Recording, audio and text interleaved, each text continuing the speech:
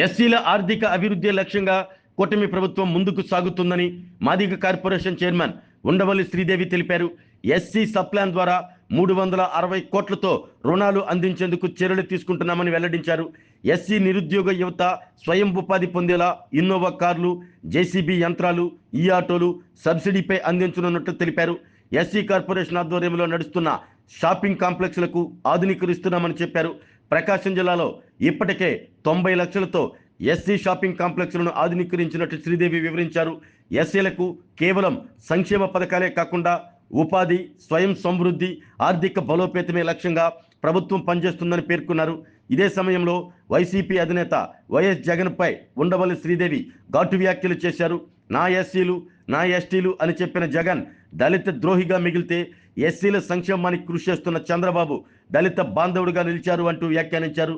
SC corporation పథకాల అమలు, లబ్ధిదారుల ఎంపిక, అభివృద్ధి కార్యక్రమాలపై అధికారులతో వివరాలు తెలుసుకున్న శ్రీదేవి అర్హులైన వారికి ప్రభుత్వ పథకాల ప్రయోజనాలు అందేలా చర్యలు తీసుకోవాలని సూచించారు.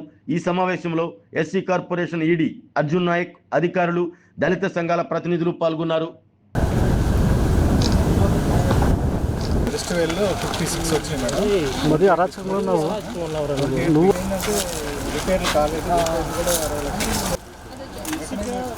అదే లోడ్ చేసుకుంటారు.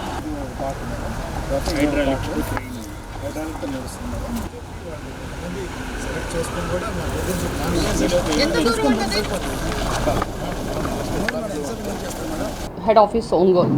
సో ఈరోజు మరి ఎస్సీ కార్పొరేషన్ ఆఫీస్లో రివ్యూ మీటింగ్ చేస్తూ మరి ఈరోజు ఎస్సీలకి, దళితులకి మనం ఎలాంటి పథకాలు అందజేశాం, ఇప్పుడు మేము వచ్చిన 2024 నుంచి 26 వరకు అందుబాటులో ఉన్న పథకాలు అవన్నీ కూడా ఎక్స్ప్లెయిన్ చేయడానికి వచ్చాం. అయితే గత 5 సంవత్సరాల క్రితం మనం చూసుకుంటే నా ఎస్సీ, నా బీసీ, నా మైనారిటీస్ అని పాట పాడుతున్న జగన్మోహన్ రెడ్డి గత 5 సంవత్సరాల్లో అంటే 2019 నుంచి 24 వరకు చేసింది ఏమీ లేదు. అంటే దళిత ద్రోహి జగన్మోహన్ రెడ్డి అంటాను నేను.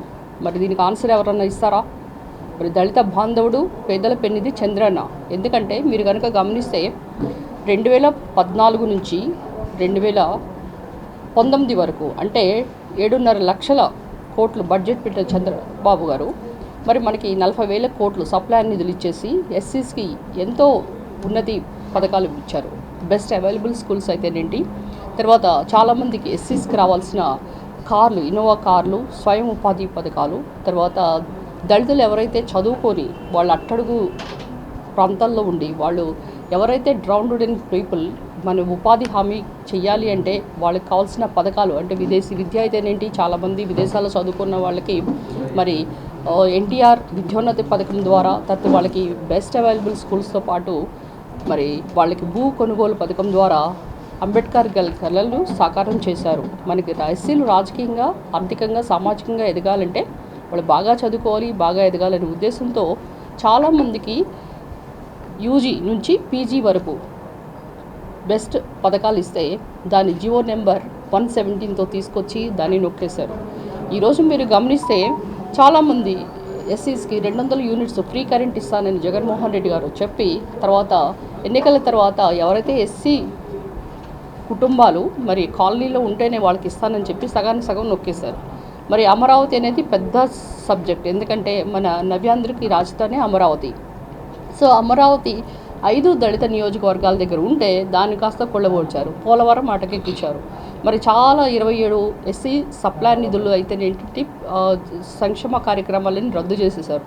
ఆయన ఇచ్చిన 9.5 లక్షల కోట్ల బడ్జెట్లో 30,000 పైన మనకి శాంక్షన్ చేసి ఆ తర్వాత అమౌంట్ అంతా కూడా సప్లై నిధులను కూడా నవరత్నాలు అంటూ నవమోసాలు చేసేసి చాలా డైవర్ట్ చేసేసి ఎస్సీస్కి ఏ విధంగా పైకి మాత్రం నా ఎస్సీ, నా బీసీ అనుకుంటూ వాళ్ళని ఓట్ బ్యాంక్గానే వాడుకొని తర్వాత తన ఇనుపబాధాలతో ఎలా తొక్కేసాడో మీరు గమనించారు. ఈరోజు మీరు గమనిస్తే ఎస్సీస్కి మనం ఎన్ని పథకాలు ఇచ్చామో ఒకసారి చూడాలి. ఎస్పెషల్లీ ప్రకాశం జిల్లాలో మనము 2024 నవంబర్న 109 మందికి 1.6 crores అంటే ఉన్నతి పిఎం అజయ్ ఉన్నతి పథకం ద్వారా మనం శాంక్షన్ చేశాం. 2020-26లో యాక్షన్ ప్లాన్ మీరు చూస్తే పిఎం అజయ్ ఉన్నతి పథకం ద్వారా 280 మందిని లబ్ధిదారుని మనము ఐడెంటిఫై చేసి వాళ్ళకి 4 crores ఇచ్చాం. ఇక ఎన్ఎస్కేఎఫ్టీసీ, ఎన్ఎస్ఎఫ్టీసీ ఈ లోన్స్ రికవరీ అనేది చాలా కష్టమైపోయింది. ఎందుకంటే జగన్మోహన్ రెడ్డి గారు ఎవరైతే 2014 నుంచి 19 వరకు ఇన్నోవా కార్లు తీసుకున్నారో జేసీబీస్ వాళ్ళ దగ్గర ఒక్క పైసా కూడా కలెక్ట్ చేయలేదు. దాని ద్వారా మనకి సెంటర్లో చాలా ప్రాబ్లం అయింది. సో మనకి వాళ్ళ లోన్స్ ఆగిపోయినాయి. కానీ ఎస్సీ లోన్స్ ఆగిపోయినాయి ఇవ్వట్లేదు అని అందరూ ప్రచారం చేశారే తప్పితే ఆ లోన్స్ ఎందుకు కలెక్ట్ చేయలేదని జగన్మోహన్ రెడ్డి గారిని ఒక్కళ్ళు అడిగినా దాఖలు లేదు. మీరు కనుక గమనిస్తే 780 యూనిట్లు తీసుకొని దానికి కాను 26 కోట్లు మనము బకాయిలు ఉన్నాం. అందులో ఇప్పుడు మనకి 42 లోన్స్కి 75 లక్షలు పే చేశారు.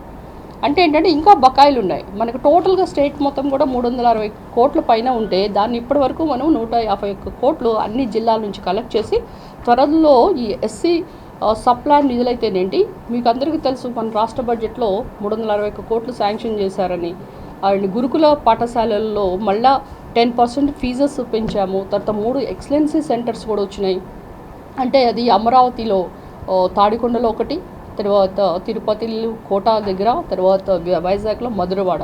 సో ఈ ప్లేసెస్లో అందరు ఎవరైతే చదువుకోవాలనుకున్న వాళ్ళు, ఇంజనీర్స్ కావాలన్న వాళ్ళు, డాక్టర్స్ కావాలన్న ప్రతి ఒక్క యువత కూడా వాళ్ళందరూ జాయిన్ అయ్యి వాళ్ళకి జేఈఈ తర్వాత నీట్లో కూడా వాళ్ళకి తర్ఫీదు ఇచ్చి వాళ్ళందరినీ కూడా మంచి ఐఏఎస్ ర్యాంక్స్ కొట్టే మాదిరిగా, తర్వాత వాళ్ళు డాక్టర్ సీట్స్ కొట్టే మాదిరిగా వాళ్ళకి తర్ఫీదు ఇస్తాం.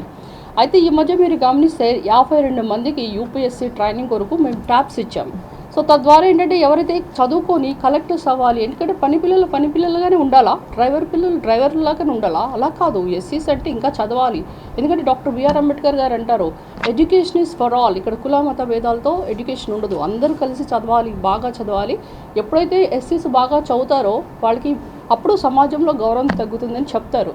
అదే మాదిరిగా ఏపీజే అబ్దుల్ కలాం గారు ఒక మాట అంటారు, dream big before your dream could come true అని. అంటే మనం కళలు కన్నప్పుడు దాన్ని సాకారం చేసుకుంటాము. ఒక దళితులని మాత్రాన మన కళలు కని డాక్టర్ అవ్వాలని కళ కంటాం తప్ప, ఇప్పుడు నేను డాక్టర్ అయ్యాను, తద్వారా నేను ఎమ్మెల్యే కాగలిగాను, ఇప్పుడు ఒక చైర్పర్సన్గా ఉన్నాను అంటే ఏంటంటే చదువు అనేది మనకి ఎంత పెద్ద పీట వేస్తుందో సమాజంలో అది గుర్తింపు కొరకు మనము దాన్ని గుర్తించి యూపీఎస్సీ ట్రైనింగ్ ఇచ్చాం. తర్వాత మెగా డిఎస్లో చాలా ఉంది ఎస్సీస్కి చాలామందికి కూడా 4,000 పైన మందికి వీళ్ళకి ప్రమోషన్స్ రావడం అయితే ఏంటంటే ఉద్యోగాలు రావడం మనం గమనించాం. అంటే ఏంటంటే వీళ్ళందరికీ ఎట్లా వచ్చినాయి, ఎందుకంటే మనం మెగా డిఎస్సీ సెంటర్స్ పెట్టాం, కోచింగ్ సెంటర్స్. అండ్ ఇంకా మీరు చాలా విషయాలు ఇక్కడ చూడాలి. ఎందుకంటే మనము ఈ యొక్క రివ్యూ మీటింగ్లో డీమార్ట్ సెంటర్ దగ్గర కూడా ఒకటి ల్యాండ్ ఉంది, అది మున్సిపల్ కార్పొరేషన్ది. అది కనుక ఇస్తే దాన్ని కూడా అప్గ్రేడేషన్ చేస్తామని చెప్పాం. అంతేకాకుండా ఇక్కడ కృష్ణ థియేటర్ దగ్గర, గోపీకృష్ణ థియేటర్ దగ్గర, ఒంగోలు దగ్గర 1.2 crores అంతేకాకుండా కనిగిరిలో ఉన్న ఒక ఓల్డ్ బిల్డింగ్ కూడా డిస్మాండ్లింగ్ చేసి దానికి 50 lakhs తర్వాత, అండ్ బాపట్లలో ఉన్న న్యూ కన్స్ట్రక్షన్ కాంప్లెక్స్ అట్ బట్టిప్రోలో దీనికి 41 లక్షలు, వెరసి 2,11 లక్షలు ఈ అమౌంట్ కూడా శాంక్షనింగ్ కొరకు పెట్టడం జరిగింది. ఇక మీరు కొన్ని డిస్మాండ్లింగ్ అయిన షాపింగ్ కాంప్లెక్స్ ఉన్నాయి, వాటికి కూడా రెనోవేషన్ కొరకు మనము అమౌంట్స్ కూడా శాంక్షన్ అయినాయి. త్వరలో ఇప్పుడు అవన్నీ కూడా కన్స్ట్రక్షన్ అయినాయి, మనం వెళ్ళి అది చూడబోతున్నాం. అంటే మనము ఏదైతే మాట ఇచ్చామో, ఎక్కడైతే షాపింగ్ కాంప్లెక్సెస్ చాలామంది మనం షాపింగ్ చేయాలంటే ఒక షాపింగ్ కాంప్లెక్స్ బాగా హైఫై సెంటర్స్కి వెళ్తున్నారు. ఈ మధ్య ఎవరు కూడా సపోజు కలర్స్ పోయో లేకపోతే పెచ్చులు ఊడిపోయో ఇలా చోట ఎవరు రావట్లేదు. కనుక ఎస్సీ షాప్స్ కూడా బాగుండాలి, రెనోవేట్గా ఉండాలి, తర్వాత ప్రైవేట్ షాపింగ్ కాంప్లెక్సెస్ మాదిరిగా ఉండాలనే ఉద్దేశంతో మనం దాని అన్నింటిని కూడా రెనోవేట్ చేస్తాం. సో కనుక ఏంటంటే ఇవన్నీ కూడా మా ప్రభుత్వం వచ్చిన తర్వాత, ఎన్డీఏ కూటమి ప్రభుత్వం వచ్చిన తర్వాత చేసిన పనులు. ఇక మీరు ఇంకా పలు చోట్ల మీరు ఇక్కడ గమనిస్తే కార్పొరేషన్ నిధులు త్వరగా రావాలి. సో దీని ద్వారా ఎస్సీలకి ఉపాధి పథకాలు వస్తాయి. తద్వారా మేము డౌన్ టు డౌన్ పీపుల్ మనము we can go up to the high levels అని చాలామంది కూడా అంటున్నారు. కనుక ఏంటంటే ఈ పథకాలన్నీ రావాలంటే ఫస్ట్ మనము అమౌంట్స్ కట్టాలి. అమౌంట్స్ కట్టడానికి కాను మనం కొన్ని రికవరీ చేశాము. త్వరలో ఈ కట్టడం వల్ల ఏంటంటే మళ్ళీ మనం ఢిల్లీ వెళ్ళి సెంట్రల్ పథకాలు ఏదైతే ఉన్నాయో ఎన్ఎస్ఎఫ్టీసీ, ఎన్ఎస్కేఎఫ్డిసి పథకాల్లో త్వరలో తీసుకురాబోతున్నాం. కనుక మా దళితులందరూ కూడా నేను చెప్పే గుడ్ న్యూస్ ఏంటంటే మీ అందరికీ త్వరలోనే 360 కోట్లు స్టేట్ గవర్నమెంట్ శాంక్షన్ సప్లాన్ నిధుల్లో శాంక్షన్ చేసిన మాదిరిగా మీ అందరూ కూడా త్వరలో ఇన్నోవా కార్స్ తర్వాత జేసీబీస్, తర్వాత మీకు ఏమి డిస్లాంచింగ్ మిషన్స్, తర్వాత ఆటోస్, ఇవన్నీ కూడా త్వరలోనే రాబోతున్నాయి. ఏదైనా కానీ చంద్రబాబు నాయుడు గారు, లోకేష్ గారు మరి ఎంత కష్టపడుతున్నారో మీ అందరికీ తెలుసు. వాళ్ళు 24/7 అందరికీ P4 పద్ధతిలో అయితేనేంటి చాలా పథకాలు తీసుకొని వచ్చి సూపర్ 6 పథకాలు మీకు ఆల్రెడీ తెలుసు. తల్లికి వందనం ద్వారా మనం ఎంత పిల్లలకి ఎంత బెనిఫిట్ చేసామో, మనం 67 లక్షల మంది పిల్లలకి వాళ్ళ తల్లుల అకౌంట్లో 42 లక్షల మందికి 10,000 కోట్లు సంవత్సరానికి మనం వేస్తే, మీరు అమ్మ ఒడి పథకం తీసుకుంటే అందులో 42 లక్షల పిల్లలకే వేశారు. అంటే 5,500 కోట్లు మాత్రమే వేశారు. అంటే సగానికి సగం తగ్గించి. అంటే ఎందుకు తగ్గించారయ్యా అంటే వాళ్ళకి అటెండెన్స్ సరిగ్గా లేదనో, లేకపోతే వాళ్ళు కరెంటు బిల్లులు పెరిగినానో రకరకాల కారణాలు చెప్పారు. ఇక టాయిలెట్స్కి అయితే 2,500 కోట్లు నొక్కేశారు. ఇక వాళ్ళు ఆ తల్లికి వందనం మనం ఎంత గర్వంగా ఇస్తున్నామో, నేరుగా తల్లుల అకౌంట్లో 15,000 పైన మనం వేస్తుంటే, వాళ్ళు ఫస్ట్ ఉన్న 5 సంవత్సరాల్లో మొదటి సంవత్సరంలో వాళ్ళు వేసింది ఎంతయ్యా అంటే కరెక్ట్గా వేశారు. రెండో సంవత్సరం రాగానే ఆ 15,000 కాస్త 14,000 చేశారు. దాని ద్వారా ఏమైంది, 5,500 కోట్లు తగ్గినాయి. ఇక మూడో సంవత్సరం అంటే 2021 నుంచి 2022 దగ్గర ఆ సంవత్సరం మొత్తం కరోనాని 6,500 కోట్లు వేయలేదు. ఇక నాలుగో సంవత్సరం దగ్గర రాగానే 15,000 కాస్త అది తగ్గి 13,000 అయింది. దానివల్ల 1,110 కోట్లు గండిపడ్డది. ఇక ఐదో సంవత్సరం రాగానే మళ్ళా సేమ్ 13,000 వేసి 1,110 కోట్లు నొక్కేశారు. అంటే టోటల్గా 9,250 కోట్లు నొక్కేయటం, టాయిలెట్స్ ద్వారా 2,500 కోట్లు నొక్కేయటం, నాసి రకము గుడ్లు, ఏ విధంగా మరి పిల్లలు మనం పేరెంట్ టీచర్స్ మీటింగ్కి వెళ్తే మేము అంతా గమనించాం. అంటే ఏ విధంగా ముస్తాబు పథకం ద్వారా స్కూల్స్ ఎలా డెవలప్ చేశారో, తర్వాత డొక్కా సీతమ్మ పథకం ద్వారా మరి వాళ్ళకి ఎలా మంచి మెనూతో భోజనం పెట్టాం. తర్వాత సర్వేపల్లి రాధాకృష్ణ పథకం ద్వారా మనం ఏ విధంగా ఆ రోజు టీచర్స్ డే ఎలా చేస్తామో మరి పిల్లలకి కిట్స్ ఇచ్చాం. మీరు కనుక గమనిస్తే అంబేద్కర్ విదేశీ విద్యా దీవెన అని, అంబేద్కర్ గారి కంటే జగన్మోహన్ రెడ్డి గారు గొప్ప ఆయన అంటే ఎవరైనా అప్పుడు క్వశ్చన్ చేశారా? అప్పుడు చొక్కా, ఐ థింక్ మీకు ఎర్రగుంటపాలెం ఈ సైడ్ అనుకుంటా, ఒక మంత్రి ఉండేవాడు, మాజీ మంత్రి, చొక్కా విప్పి మరి ధర్నాలు చేశాడు. మరి అలాంటి వ్యక్తి ప్రశ్నించాడా? దళిత మంత్రులు ప్రశ్నించారా? అంటే ఇన్ని పథకాలు నొక్కేస్తే ఎవరన్నా ఒక్కళ్ళు ప్రశ్నించిన వాళ్ళు ఎవరన్నా ఉన్నారా అని నేను అడుగుతున్నా. అంటే ఎందుకంటే మీరు గమనించాలి, అంటే గత 5 సంవత్సరాల్లో ప్రభుత్వం ఎట్లా ఉందో, ఈ 2 సంవత్సరాల పాలన సుపరిపాలన, ప్రజలందరూ కూడా ఎంతో ప్రగతి వైపు మనం అడుగులేస్తున్నాం. మరి చంద్రబాబు నాయుడు గారు ఎంతో కష్టపడి ఈ పథకాలన్నీ, ఇప్పుడు సూపర్ 6 పథకాలు అయితే మరి మహిళలకైతే దీపం 1, దీపం 2 పథకం ఇచ్చాం, స్త్రీశక్తి ద్వారా ఉచిత ప్రయాణం చేసాం. దాని ద్వారా 65 కోట్ల మంది ఇప్పుడు ప్రయాణించారు. సో దాని ద్వారా విద్యార్థులు అయితేనేంటి, చదువుకున్న జాబ్ హోల్డర్స్ అయితేనేంటి, ఎవరైనా సపోజ్ కూరగాయలు అవన్నీ పండించుకొని సిటీస్కి వెళ్ళాలన్నా ఎవరికైనా 2,000 నుంచి 8,000 లబ్ధి జరిగింది. అండ్ యువగళం నిధి ద్వారా చాలామంది కూడా 20 లక్షల పైన ఉద్యోగాలు ఇస్తామని చెప్పి ఇప్పుడు ఆల్మోస్ట్ 26 లక్షల కోట్లు తీసుకొని వచ్చి లోకేష్ గారు మరి 26 లక్షల ఉద్యోగాలు ఇవ్వడానికి మనము ఎంఓఈస్ చేసుకున్నాం. అంటే ఈ విధంగా చూస్తుంటే ఏ విధంగా అన్నదాత సుఖీభవ సూపర్ పాలన సూపర్ 6తో సూపర్ వేగంగా మరి సూపర్ హిట్ అయింది. సో ఈరోజు గర్వంగా నేను చెప్పగలను ఏంటంటే, ఏదైనా కానీ మన దళితులు బాగుపడాలి, దళితులు ఈ విధంగా ఉన్నాము అని ఫస్ట్గా మరి మనకు ఆశించింది ఎవరంటే 1982లో మన స్వర్గీయ అన్న ఎన్టీఆర్. ఎందుకంటే అప్పటి వరకు కూడా స్వాతంత్రం వచ్చిన 30 సంవత్సరాల నుంచి దళితులు ఓటు బ్యాంక్గా వాడుకున్నారు తప్పితే దళితుల్ని ఎవ్వరు కూడా మంచి చేయాలి, వీళ్ళు సామాజికంగా ఆర్థికంగా నిలబెట్టాలని ఎవరు అనుకోలేదు. అలాంటి బీజం వేసిన అన్న ఎన్టీఆర్ దగ్గర నుంచి దాన్ని కంటిన్యూ చేసి దళితులకి సామాజిక న్యాయం చేసింది చంద్రబాబు నాయుడు గారు. మరి మీ మధ్య జరిగిన ఎస్సీ వర్గీకరణ అది 2000లోనే చంద్రబాబు నాయుడు గారు ఇంప్లిమెంట్ చేశారు. కొన్ని కారణాల ద్వారా ఆగింది. మళ్ళీ ఆయనున్న హయాంలోనే మళ్ళీ ఎస్సీ వర్గీకరణ జరిగింది. అంటే ఏంటంటే దళితులకు ప్రాధాన్యత ఇస్తూ, దళితులకు పెద్దపీట వేస్తూ మరి అన్ని ఎస్సీ కమిషన్ అనేది ఇదివరకు జాతీయ అంటే నేషనల్ లెవెల్లో ఉండేది, కానీ ఇప్పుడు అది స్టేట్ లెవెల్కి వచ్చింది. అంటే ఒక ఎస్సీ కమిషన్ పర్సన్ ఒక ఎస్పీని కానీ కలెక్టర్ని కానీ ప్రశ్నించే అధికారం ఇచ్చారు చంద్రబాబు నాయుడు గారు. కనుక దళితులు మంచిగా ఉండాలి, వాళ్ళకి సామాజికంగా ఆర్థికంగా న్యాయం జరిగిందంటే అది తెలుగుదేశం ప్రభుత్వంలోనే సాధ్యమైంది, అది ఎన్డీఏ కూటమి ద్వారానే లబ్ధి జరిగింది.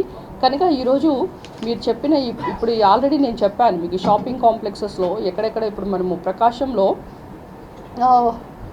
ఆల్మోస్ట్ 90 లక్షలు ఖర్చు చేశారు, కొండేపిలో 27.5 లక్షలు, తర్వాత మార్కాపురంలో 18.5 లక్షలు, ఒంగోలులో 15.5 లక్షలు, తర్వాత ఉప్పు గుండూరు ఇక్కడ వచ్చి 7 లక్షలు. సో ఆల్మోస్ట్ 90 లక్షలు అంటే ఇది మాటలు కాదు. షాపింగ్ కాంప్లెక్స్ రెనోవేట్ చేయడం అనేది అదంతా కూడా మేము వచ్చిన తర్వాతనే చేశాము. ఇవన్నీ కూడా ఈ పథకాలు, ఉన్నతి పథకాలు కూడా డిఆర్డిఏ వీటితో మ్యాపింగ్ అయ్యి ఇచ్చారు. అయితే ఏంటంటే చాలామందికి కన్ఫ్యూషన్ ఏంటంటే అది డిఆర్డిఏ సర్ఫ్ ఇచ్చింది కదా అంటున్నారు, కానీ అందులో ఎస్సీ కార్పొరేషన్ కూడా 50,000 రుణం ఇవ్వడం జరిగింది. కనుక ఇన్ని మంచి పథకాలు ఇచ్చిన ఎన్డీఏ కూటమి ప్రభుత్వాన్ని ప్రజలందరూ ఆదరించాలి. రాబోయే లోకల్ బాడీ ఎలక్షన్స్లో కూడా అత్యధిక వన్ సైడెడ్ మాదిరిగా ఎన్డీఏ కూటమి గెలవాలని కోరుకుంటూ, మరి ఇక్కడికి వచ్చిన మా ఈడీ గారు అయితేనేంటి, తర్వాత కనిగిరి నుంచి వచ్చారు, తర్వాత మన సోదరి అందరూ కూడా మరి సృజన్ మాదిగా వీళ్ళందరూ పెద్ద ఎత్తున వచ్చి సరే కార్పొరేషన్ తరపు నుంచి మాకు సమాచారం బాగా అందాలి. ఇంకోటి గర్వంగా చెప్పగలమంటే 60 సంవత్సరాల నుంచి 62 సంవత్సరాలు ఇప్పుడు ఎంప్లాయీస్ కూడా మనము ఏజింగ్ది వాళ్ళకి రెనోవేట్ చేశాము. కనుక ఈరోజు కార్పొరేషన్ మేము వచ్చిన తర్వాత ఇన్ని గొప్ప కార్యక్రమాలు జరిగినాయి. త్వరలో కూడా ఇంకా మంచి పథకాలతో వీళ్ళ ముందు కూడా ఉంటానని చెప్తూ, మరి ఇక్కడికి వచ్చిన ప్రతి ఒక్క మా సహోదరులందరికీ కూడా నమస్కారం చెప్తూ మీ అందరి దగ్గర నుంచి సెలవు తీసుకుంటున్నా. ఆరోగ్యమే మహాభాగ్యం అంటారు, కానీ ఆరోగ్యాన్ని నమ్మకంగా కాపాడే స్థానం ఎక్కడ? ఇది ఒంగోలులో మీకు దగ్గరగా మన Venkataramana nursing home private limited. Caring your life 54 ఏళ్ల విశ్వాసంతో ఇది ఒక హాస్పిటల్ కాదు, ఇది ఒక విశ్వాసం. 3 తరాలుగా వేలాది కుటుంబాలను ఆరోగ్యంగా నిలిపిన ఆదరణ. మా నిపుణుల వైద్య బృందం మా దగ్గర అనుభవం కలిగిన బృందంలో అందించే సేవలు neuro surgery, general medicine, diabetes, pulmonologist, general surgery, ophthalmology, urology, orthopaedic, ENT, paediatrics, dental surgery, anaesthesiology, gynaecology, cardiology, emergency మరియు క్రిటికల్ కేర్. ఒంగోలులో ఆరోగ్యానికి ఒక కొత్త శకం ప్రారంభమవుతుంది. వెంకటరమణ ఐ హాస్పిటల్ ప్రారంభించబడింది. కంటి ఆరోగ్యానికి ప్రత్యేక పరిష్కారంగా ప్రభుత్వ ఉద్యోగులు, రిటైర్డ్ ఉద్యోగులు మరియు వారి కుటుంబ సభ్యుల కోసం ఈహెచ్ఎస్ ద్వారా వైద్యం, క్యాష్లెస్ సేవలు, మెడియాసిస్, స్టార్, జీహెచ్పిఎల్, ఆదిత్య బిర్లా, బజాజ్ అలియన్స్ మరియు ఇతర ప్రముఖ హెల్త్ స్కీమ్లు అందుబాటులో ఉన్నాయి. ఆరోగ్యశ్రీ, డాక్టర్ ఎన్టీఆర్ వైద్య సేవా నిధి అందుబాటులో ఉన్నాయి. చిరునామా ఆర్టీసీ బస్ స్టాండ్ ఎదురుగా, Kurnool road, Ongole. Phone number 08592282623, cell number 9100679099. Eye hospital number 9866484770. Website www.venkatramanarsinghome.com. Facebook www.facebook.com/pkrnh. Venkataramana nursing home, 3 తరాల విశ్వాసం, నూతనతతో కూడిన సేవ. మేము కేవలం చికిత్స చేయము, మేము శ్రద్ధ వహిస్తాం, పరిరక్షిస్తాం. సేవ చేయడం మాకు ధ్యేయం.